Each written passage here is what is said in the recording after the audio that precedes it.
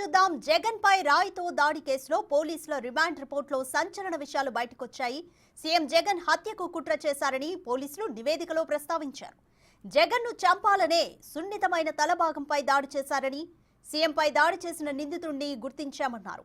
Call data, CCTV ఫుటేజ్లు కూడా నిందితుడి కదలికలు స్పాట్లో ఉన్నట్లు నిర్ధారణకొచ్చామన్నారు పోలీసులు.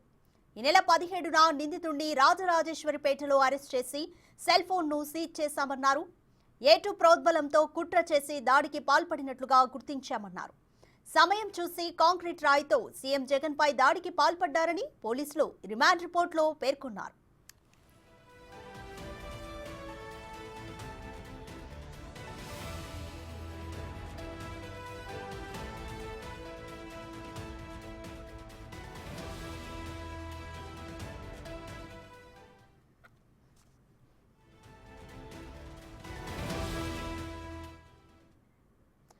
మోర్ డీటెయిల్స్ మా ప్రతినిధి మల్లికార్జున్ అందిస్తారు. మల్లికార్జున్, పోలీసులు వెలువరించిన రిమాండ్ రిపోర్ట్లో ఇంకా ఎటువంటి విషయాలు ఉన్నాయి? హత్యకు కుట్ర జరిగింది అంటూ చెప్తున్నారు, కానీ మొదట్లో ఇది ఒక ఆకతాయి పని అంటూ కూడా ప్రచారం అయితే సాగింది. కంప్లీట్ డీటెయిల్స్ ఏంటి?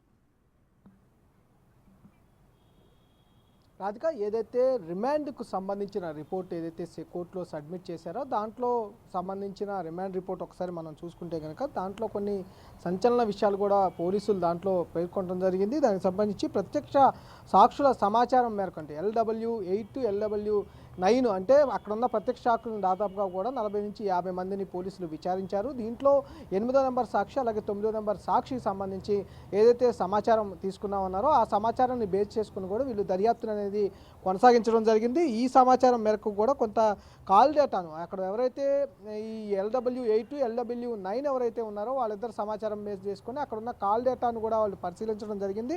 అలాగే CCTV ఫుటేజ్ను కూడా పరిశీలించడం జరిగింది. ఈ పరిశీలనలో కూడా ఈ నిందితులు ఎవరైతే సతీష్ అని పేర్కొంటా ఉన్నారో A1గా సతీష్ని పేర్కొనడం జరిగింది. ఆ A1 సతీష్ అక్కడ టచ్లాడుతూ కూడా ఆ ఫుటేజ్లో కూడా కనిపించడం జరిగింది. ఈ వేసి చేసుకున్న వాటిని కూడా తీసుకోవడం జరిగింది. అలాగే తమకు వచ్చిన సమాచారం మేరకు అన్ని ఆధారాలను కూడా మేము సేకరించినట్లుగా కూడా రిమాండ్ రిపోర్ట్లో పోలీసులు పేర్కొనడం జరిగింది. అలాగే 17వ తేదీన నిందితుడు ఎవరైతే ఉన్నారో సతీష్ని రాజేశ్వరిపేటలో కూడా మేము అదుపులోకి తీసుకొని అక్కడ ఉన్న ఫోన్ను కూడా సీజ్ చేసినట్లు కూడా రిమాండ్ రిపోర్ట్లో పోలీసులు అయితే పేర్కొనడం జరిగింది. అలాగే నిందితుడు ఎవరైతే A2గా దుర్గారావు అనే అతన్ని ప్రచారం చేస్తూ ఉన్నారు. A2గా ఉన్న అతను ఈ దానికి సంబంధించిన ప్రోద్బలం సతీష్పై చేశాడు.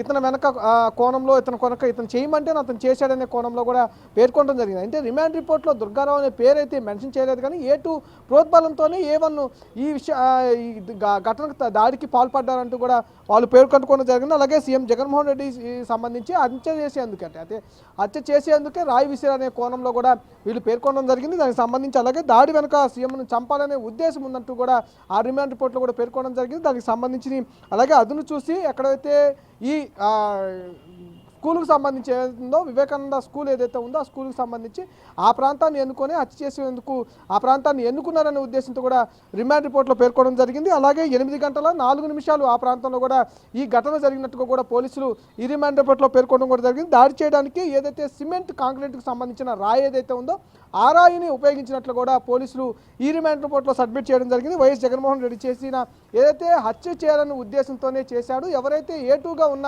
అతను ఎవరైతే ఉన్నారో A2గా ఉన్న ప్రోద్బలంతోనే A1 ఈ దాడికి పాల్పడ్డారంటూ కూడా రిమాండ్ రిపోర్ట్లో అయితే స్పష్టంగా వాళ్ళు పేర్కొనడం అయితే జరిగింది.